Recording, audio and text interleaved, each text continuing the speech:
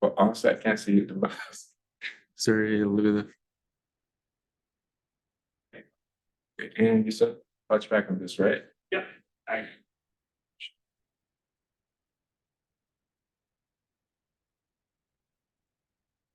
It's like clicker.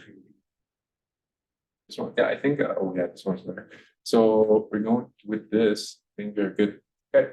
So how's everyone doing? How's your day so far? You had the lunch, chilling. Huh? Okay. Good, going good. Okay. Lunch boxes are always welcome to the classroom. So, as you always know, my name is Farzam, and today we're going to talk about daylight and visual comfort. It's super important.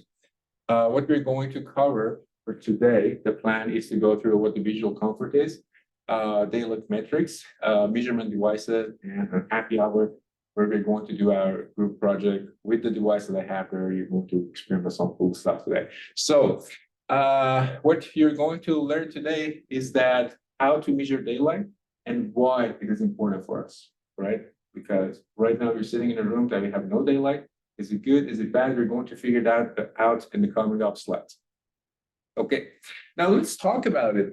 What are some pleasant scenarios of experiencing daylight that you have? Probably hiking on in a mountain or somewhere.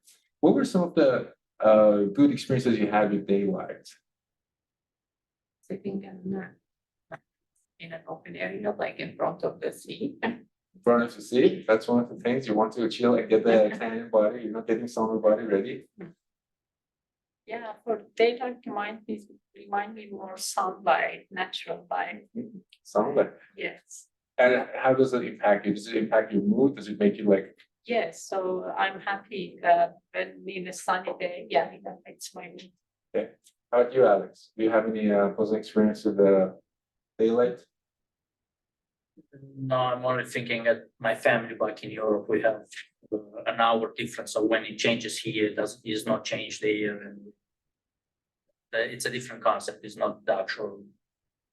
Yeah, that's what. Yeah. Okay, but you enjoy daylight in general? Do you enjoy the sun or? Yeah, very much so. Very much so. Okay, that's good. So you see, all of these answers are somehow contributing to how important daylight is. Daylight can impact your sleeping rhythms, known as circadian rhythm. It can impact your mood. It can impact your even body as get that summer body ready, right?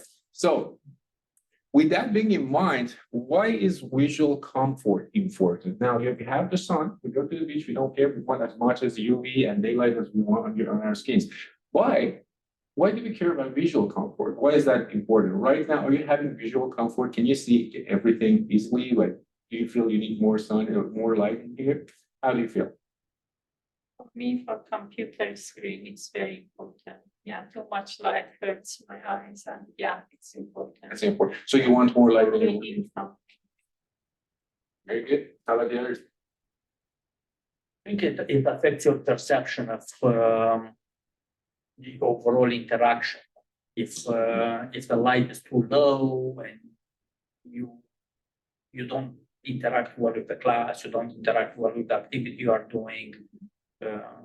That's 2 cents. How do you have any opinions or?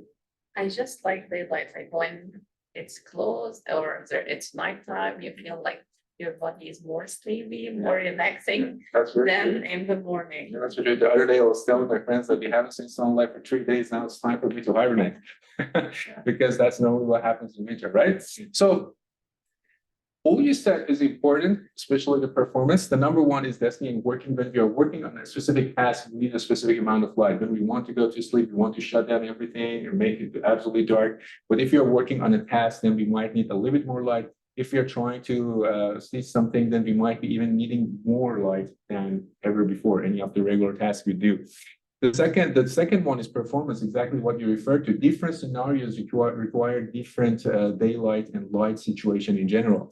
And last, you want to always maintain the comfort because you don't want people to have problems. We all hate eye doctors when they put the light in our eyes, right? That's a very unpleasant scenario, and we don't like that. So remember, comfort is the most important thing for us as the building engineers.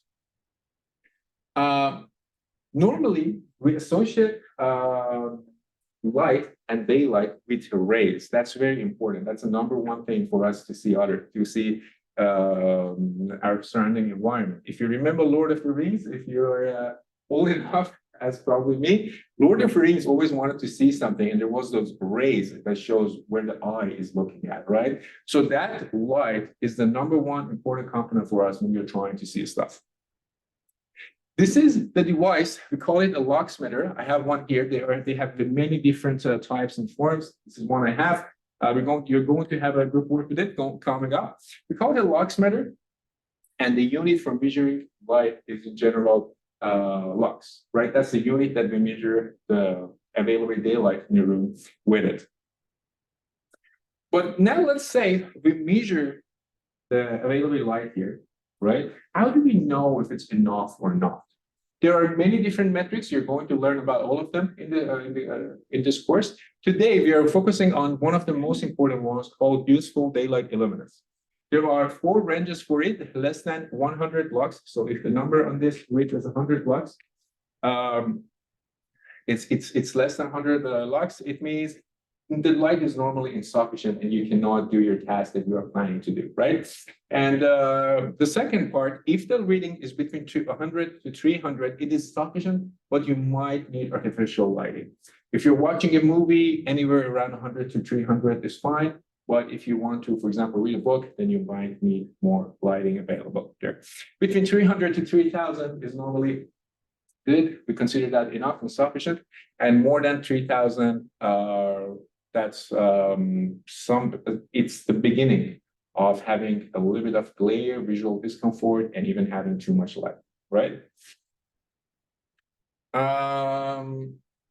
Now, we have all those ranges, right? Question for you. Do you think we will ever need a useful daylight illuminance more than 3000?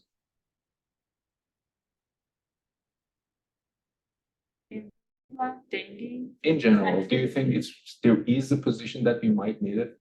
And think about it in a way that as building engineer, you'll be dealing with regular buildings, performance stages, you're dealing with a lot of different types of buildings, even jails, hospitals.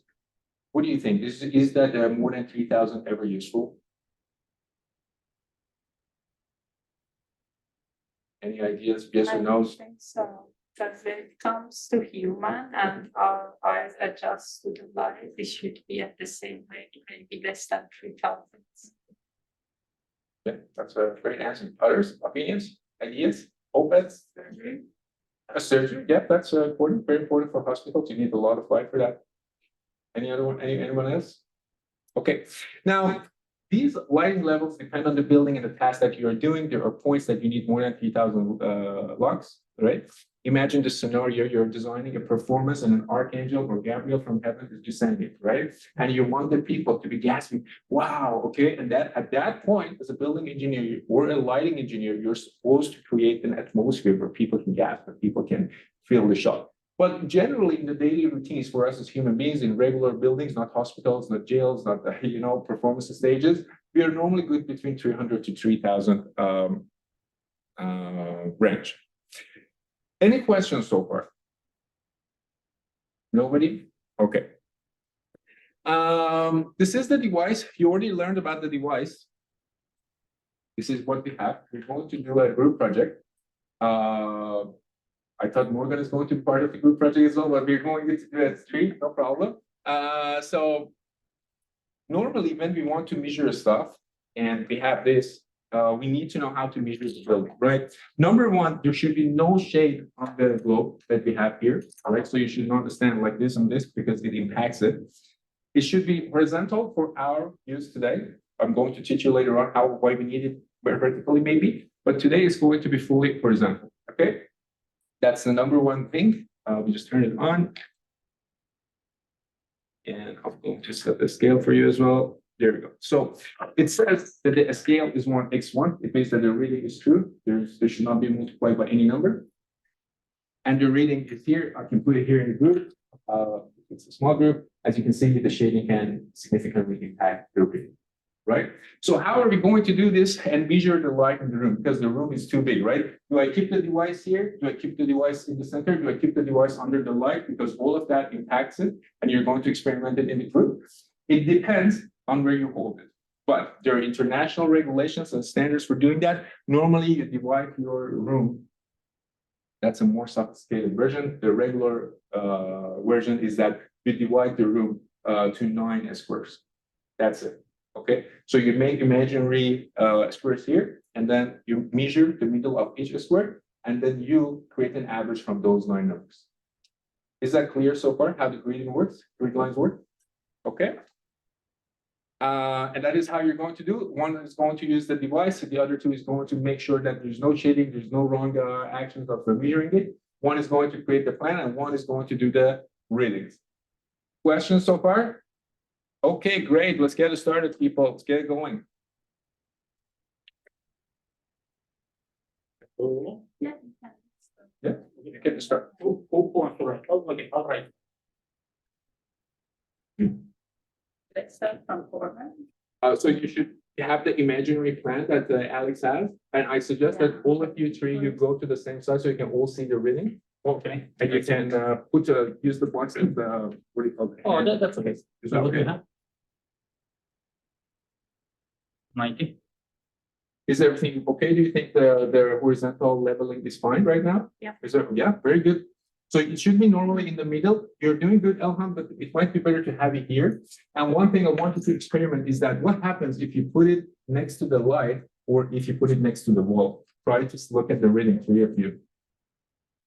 This is under the light. Yeah, to divide the room in 3, this is 1/3. Yeah. Right? We're So doing you- Right it. here. And Alex, focus on the numbers as well. Look at it. 300. It's 300, and now move it next to the wall or to the corner. Move it to the corner and see what happens. What is the reading now, people? It's 127. See, it impacts it, right? So So that's it. So for the sake of time, I'm going to skip the 9 squares because it's going to be taking a lot of time. Thank you, guys. You can see. Thank you so much. Oh, and guys, what we just experiment is one of the things that even engineers in software development experiment with. Tonight, when you're sleeping and when you're at home, try to look at the corners of your walls. They're normally darker. You see that even in this room, the corners are darker. Why is that? Because the right reflection from the stance of the statistical analysis does not hit that corner enough. That's why normally the corners are dark. Okay, so that's it. What did you find so far? Do you think the lighting is good from the 1 point that I know it was just 1 point, but how do you feel about it? Do you think 300 is enough according to the daylight chart that we had? Okay, 203,000. How do you feel about it?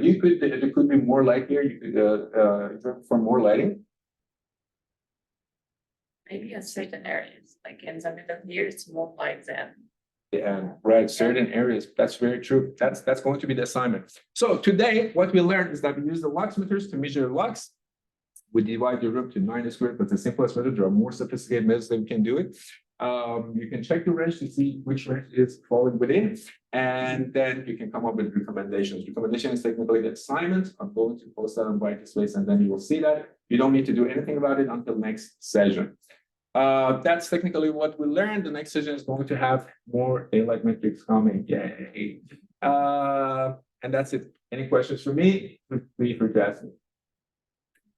So that's why I see all the painting imperfections in my house. That's true. At night, when I watch TV and the TV light goes all over the ceiling and I see all the imperfections Yeah. of the drywall. That's Wow. fine. That's it. Thank you guys. Have a good day. Thank you. Good.